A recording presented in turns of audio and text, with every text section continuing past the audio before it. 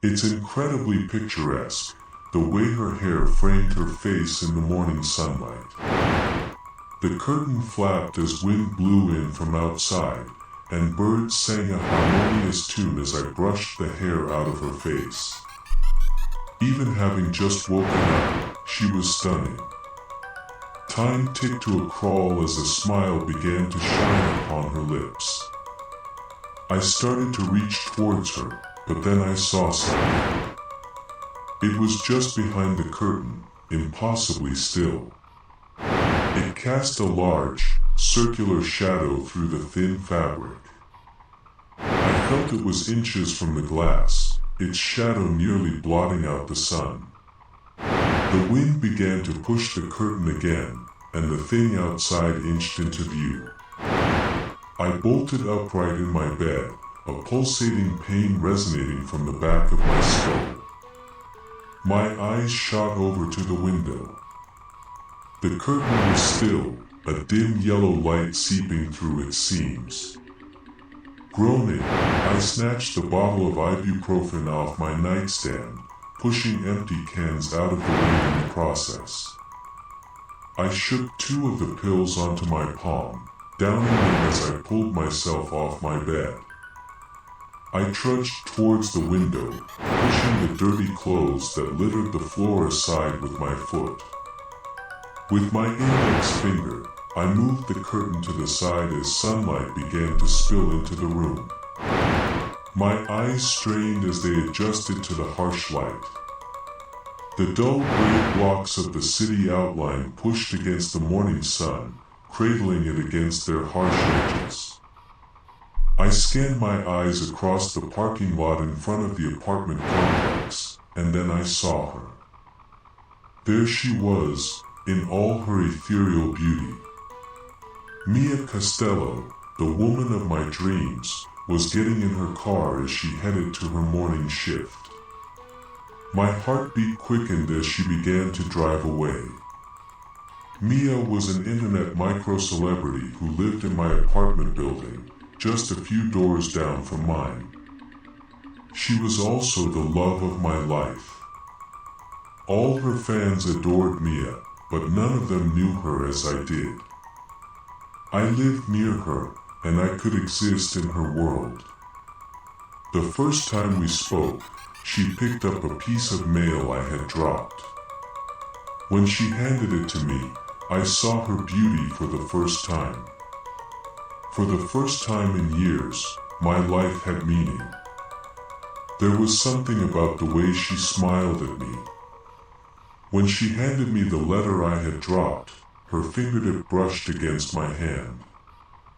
That little touch sent sparks throughout my whole body. Ever since that moment, we have shared something truly special. Sometimes, I would wait until the precise moment she'd leave her house and smoke right outside my door, just to catch a glimpse of her passing by.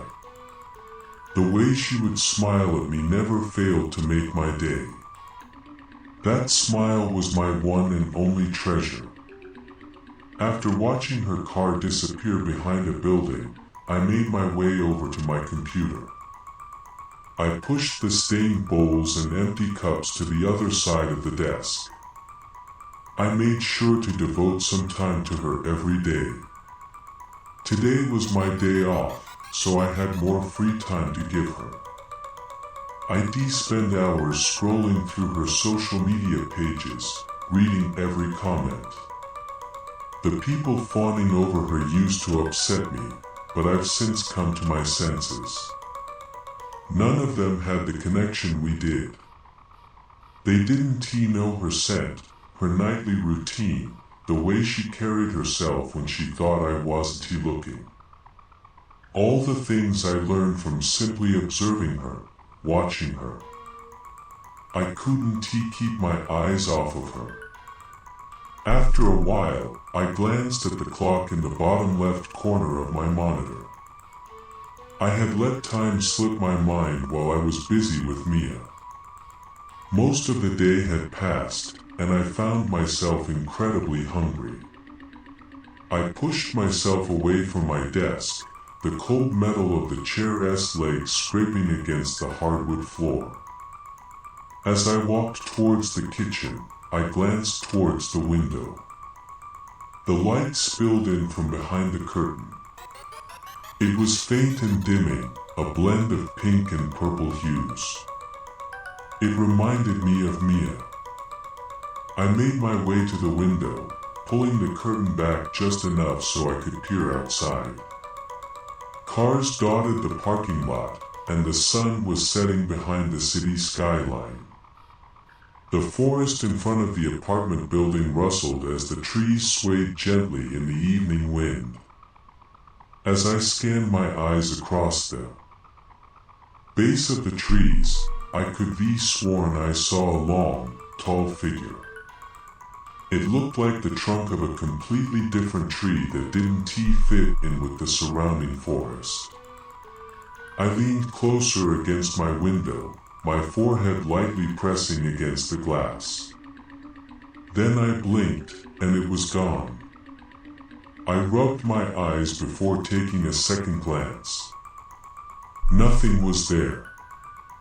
Not much happened over the next few days. Sometimes when I came home from work, I'd see Mia. She was eternally beautiful, even when she was just going about her everyday life. I always made sure to smile and wave any time I saw her. When she would forget to close her curtains, I'd pass a glance into her apartment. It was the small things she'd do that made me love her. Most nights, when I watched the new videos she posted, I'd pause the video and stare into her eyes as she applied her mascara. One day, I'd be able to tell her that she didn't need all of that makeup to look beautiful.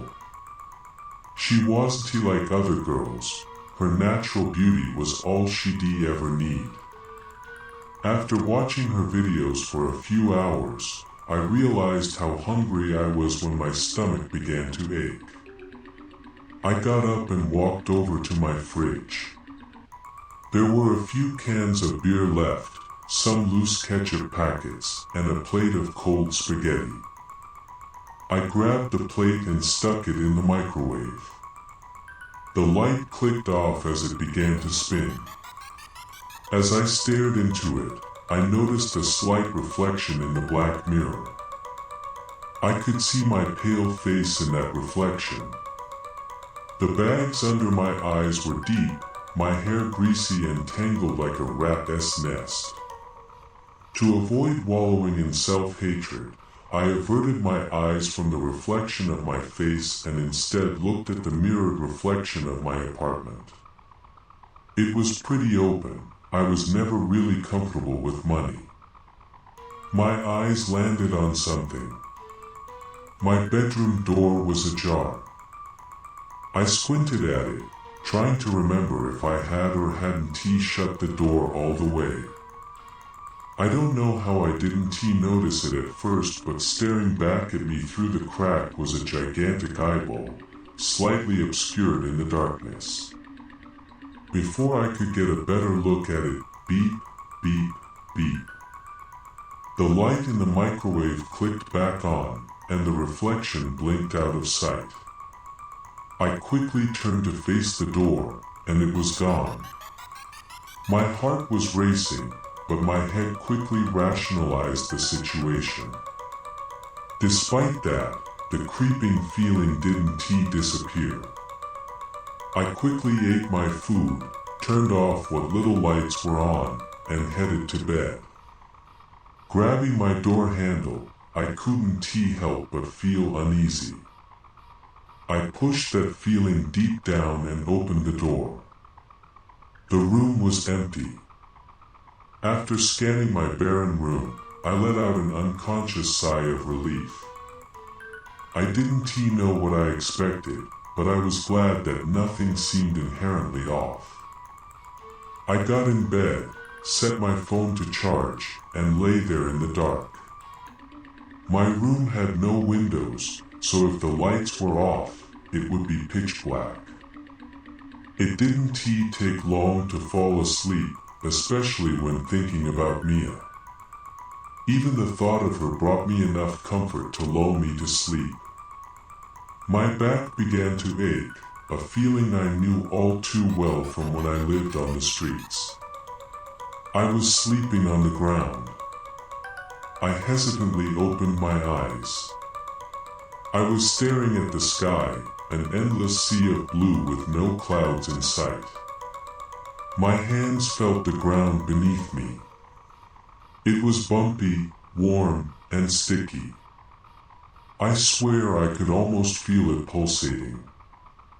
I slowly sat up, and the most intense feeling of dread washed over me. It was a feeling I could never describe. The ground was an endless, stretching sheet of exposed flesh, like skin turned inside out. Lanky, flesh-like stalks grew out of the ground.